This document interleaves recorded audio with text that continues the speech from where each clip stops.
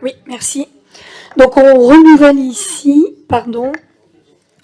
ici la possibilité d'encaisser en kern dans les régies municipales. Sauf qu'avant de renouveler une politique publique, on l'évalue. Où est le rapport annuel?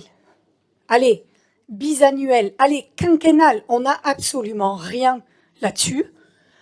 Dans le relevé de décision suite aux commissions, vous dites les réponses aux questions faites les réponses aux questions seront faites pendant le conseil municipal. Alors, de quel conseil municipal on parle? Parce que la délibération sur le cairn a été retirée sur le conseil municipal précédent. Donc peut-être que c'était censé être là. Et deuxième partie de la réponse, et la commission précédente a apporté à l'oral des réponses qui seront envoyées à l'écrit. Super, sauf qu'en fait, on n'a absolument rien eu. Il se trouve qu'on a fini par avoir des réponses parce que notre attaché de groupe a fait une relance après que le conseil municipal ait commencé et qu'on les a eues 1h44 après le début de ce conseil municipal. Et je vais profiter de cette intervention pour faire une incise sur cette difficulté récurrente de notre groupe pour obtenir des chiffres et des éléments tangibles pour évaluer vos politiques. Vous ne les évaluez jamais et vous ne permettez pas à vos oppositions de les évaluer. Depuis le début de l'année, nous avons dû avoir recours à la CADA 5 fois. Ça fait 5 fois qu'on demande à la commission d'accès aux documents administratifs de statuer pour avoir des données. Tout ça parce que vous n'assurez pas vos obligations. Bref, concernant le cairn, on a fini par avoir les informations 1h44 après. Le début du conseil, vous imaginez comme c'est trop pratique pour travailler quand même. Donc, on sait depuis 11h44 que les montants annuels encaissés par les régies de la ville en cairn étaient de 446 € en 2018 et qu'elles sont, tenez-vous bien, à 38 € en 2023. Donc on est en train de délibérer ici pour donner la possibilité à 7 régies municipales, le musée de Grenoble, le Self Clémenceau, Rencontre du Ciné-Montagne, blablabla, etc., la possibilité d'encaisser chacune 5,40 € par an. D'accord? Par an et par régie. Ce qui fait au passage 45 centimes par mois. Vous êtes en train de mobiliser un conseil municipal pour 45 centimes par mois pour 7 régies municipales. D'accord? On se moque de qui?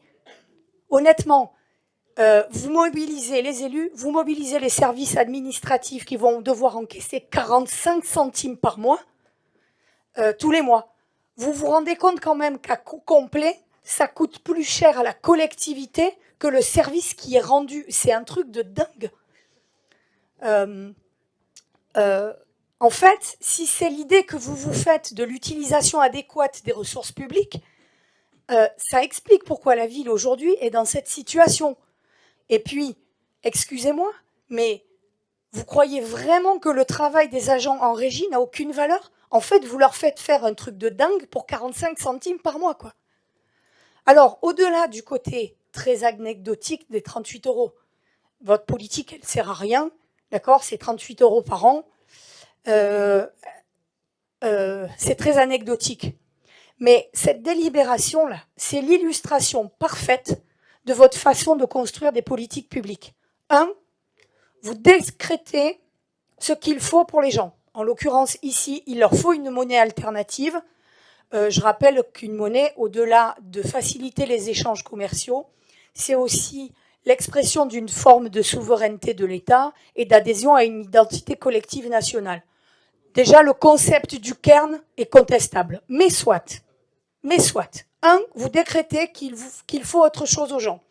2, votre politique est un échec. En l'occurrence, ici, à 38 € par an, on ne peut pas dire que ça soit une réussite. Même votre majorité n'en veut pas.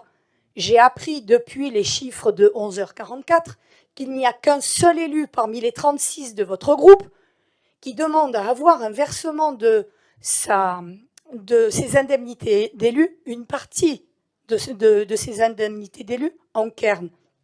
Même vous, vous n'en voulez pas. C'est quand même assez incroyable, quoi. Donc c'est un échec. 3, vous refusez de reconnaître que votre politique est un échec. Qu'est-ce que vous faites? Vous faites de la rétention d'informations qui permettrait à vos oppositions de constater que c'est un échec. D'accord? Ce qui oblige vos oppositions à s'adresser à la CADA. J'imagine que nous, on en est à 5. J'imagine que les autres oppositions, c'est pas mieux. Hein, voilà. Ouais, très bien. 44, je me dis. C'est ça. Quatrièmement, malgré le désastre constaté, vous persistez dans vos caprices. Alors, ok, ici c'est 38 €, on s'en fiche. Hein.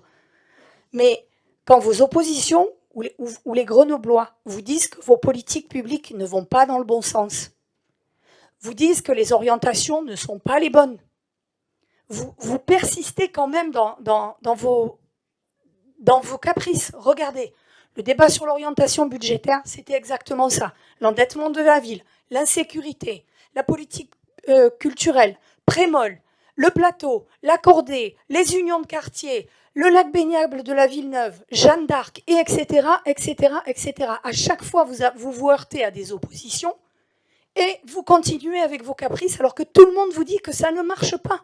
Et là, 38 €, ça en est exactement l'exemple parfait.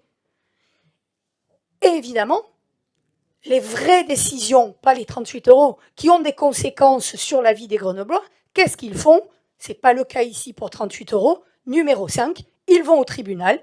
Vous avez vos frais d'avocat qui ont été multipliés par 2,5, a dit tout à l'heure Émilie Chalas sur le rendu acte, depuis que vous êtes aux commandes. On en est exactement là. Les Grenoblois doivent se protéger de vous en allant en justice parce que vous affectez leur qualité de vie et que vous n'écoutez rien de ce qu'ils vous disent.